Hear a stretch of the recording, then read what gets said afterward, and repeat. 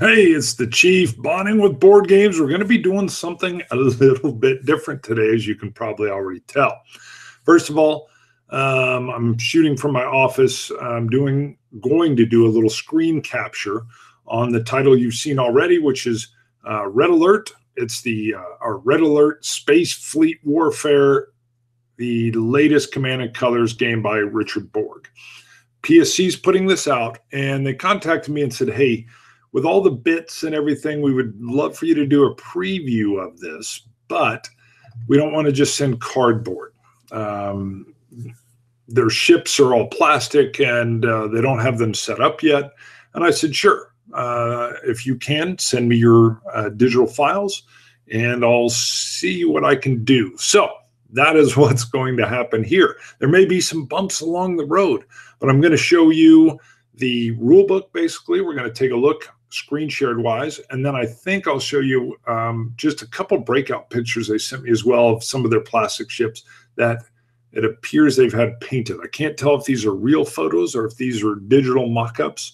We'll see. So first, let me do a screen share, and we're going to go in and start doing that right now. Good. You can see the beautiful art here of Red Alert Space Fleet Warfare. And you can see what we're looking at. Again, I do not have a physical copy of this game, so you're literally going to see what I have. I've read over the rules just so I can kind of break things down, in a way that, I don't know, makes sense, I guess. So imagine, well, I haven't played yet, but from what I'm gathering in the rules, it's going to be very capital ship based, and I think I don't know, Battlestar Galactica-ish, because there will be moments when your smaller fighters are able to pull caps, which is like a combat air patrol is what our planes do for our aircraft carriers. You've got battleships and destroyers. So, of course, Battlestar Galactica, you only have like one battleship.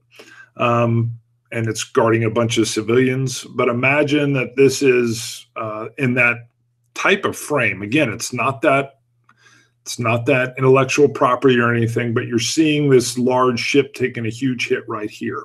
So it's probably not perfect to describe it as Battlestar Galactica-ish, but it's the best way I can explain the combat air patrol cap kind of stuff that your fighters are going to provide for your larger dreadnought type ships. So just to say what this is, and I'll kind of keep this here without rolling around too much so you can read a little bit more as well. If you've played Command and Color System, Memoir 44, Command and Colors Agents or Napoleons or Battle Cry, Civil War, then you're going to have a very good idea of what this is. If you've never played that, let me kind of explain, and I'll freeze this up here so some folks can take a look again. Imagine a board broken into a left sector, a center sector, and a right sector. I'll show you a picture of that board here in a little bit. In this case, it'll be a space-looking board. And you're going to have cards that you will be able to use to activate units that maybe are only in your left sector, only in your center, or only in your right. Or a recon type card that allows you to activate one unit in each one of those three sectors. And that is where you get your fog of war. You can't always do what you want to do when you want to do it. All right.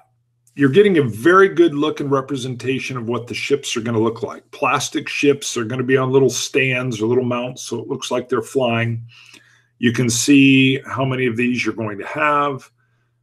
You can see the battle dice, which is this number 16 here.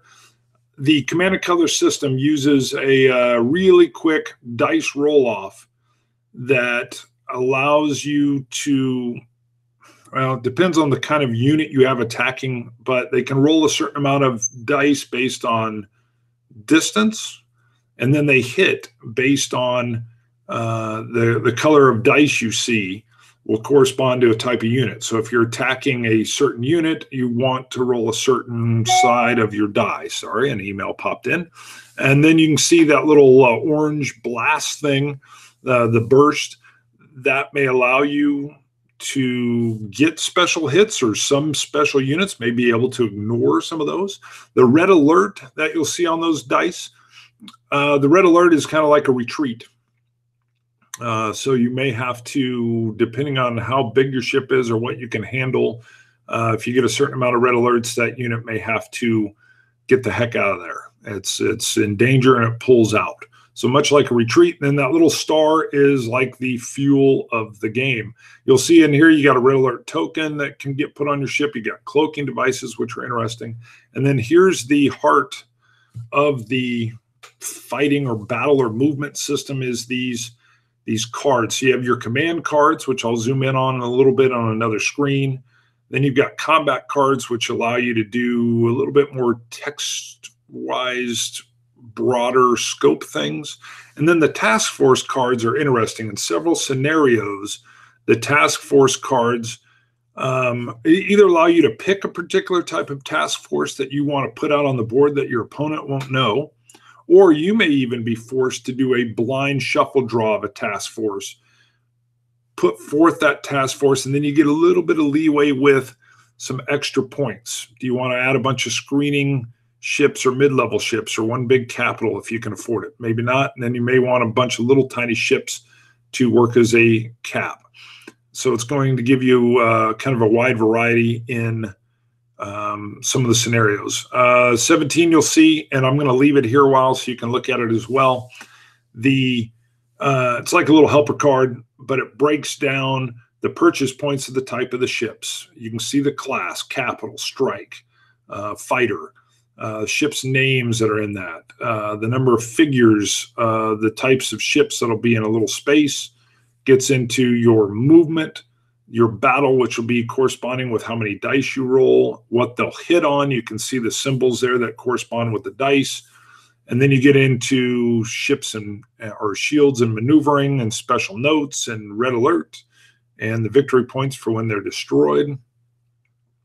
Again, you're going to see a representation of the ships and the tokens and the pieces that will be put out. So you can see you're going to have big planetary systems and smaller one-off planets. You're going to have debris. Here's the board, but it really is displayed like this on the Starfield game map. So you can see, let me come down so it's oriented language-wise to you. So you can see your left wing, center, right wing, and your cards will correspond with being able to give orders to ships that are in those areas. Again, just a little better shot of what some of the pieces look like. They're really beautiful.